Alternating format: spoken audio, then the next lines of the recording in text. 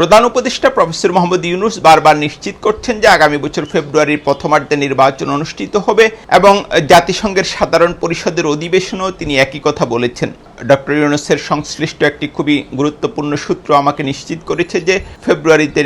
নির্বাচনের ব্যাপারে প্রফেসর ইউনূস খুবই অনড় অবস্থানে রয়েছেন এবং ফেব্রুয়ারির পর আসলে তিনি একদিনও আর প্রধান উপদেষ্টা পদে থাকবেন না। এই বিষয়টি নিশ্চিত হলেও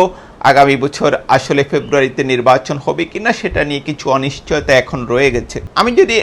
সামনের দিনগুলি কেমন হতে পারে সেটার বেশ কিছু দৃশ্যপট দেখি তাহলে সেটা এমন একটা হচ্ছে জুলাই সনদ নিয়ে রাজনৈতিক দলগুলো একটা ঐক্যমতে পৌঁছাতে পারে এবং আওয়ামী লীগের কিছু বাধা বিপত্তি সত্ত্বেও আগামী বছর ফেব্রুয়ারিতে সংসদ নির্বাচন অনুষ্ঠিত হবে, অবাধ সুষ্ঠু এবং মোটামুটি নিরপেক্ষ একটা নির্বাচন হবে। আরেকটা দৃশ্যকল্প হতে পারে যে জুলাই সনদ নিয়ে রাজনৈতিক দলগুলো ঐক্যমতে পৌঁছালো না, জুলাই সনদে স্বাক্ষর হলো না, কিছুটা টানাপোড়েন থাকবে এবং যেটা আমি বলেছি যে আওয়ামী লীগের কিছুটা বাধা বিপত্তি থাকবে, তারপরও বিএনপি, জামায়াত, এনসিপি সহ রাজনৈতিক দলগুলোর অংশগ্রহণে আগামী বছর ফেব্রুয়ারিতে নির্বাচন হবে। আরেকটা দৃশ্যপট হতে পারে যে জুলাই সনদ নিয়ে রাজনৈতিক দলগুলো ঐক্যমতে পৌঁছাতে পারলো না, রাজপথে এক ধরনের উত্তপ্ত পরিস্থিতি তৈরি হলো এবং তৃতীয় পক্ষ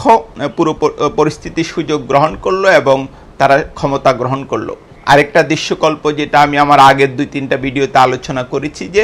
নাগরিক সমাজের একটি গ্রুপ, প্রভাবশালী একটি দেশ এবং কিছু ব্যক্তি প্রতিষ্ঠান আসলে 1/11 ফর্মুলায় একটা নতুন সরকারকে ক্ষমতা আনতে চায় এবং তারা ওই সরকারের অধীনে নির্বাচন চায়, যদিও তাদের মূল এজেন্ডা আসলে বাংলাদেশের রাজনীতিতে আওয়ামী লীগের জন্য একটা সুবিধাজনক পরিস্থিতি তৈরি করা, যেন আওয়ামী লীগ নির্বাচনী রাজনীতিতে ফিরতে পারে।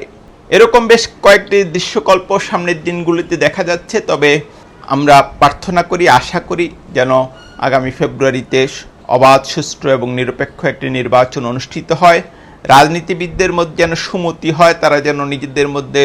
সমঝোতায় পৌঁছাতে পারেন এবং এই রাষ্ট্রকে পাহারা দিতে পারেন।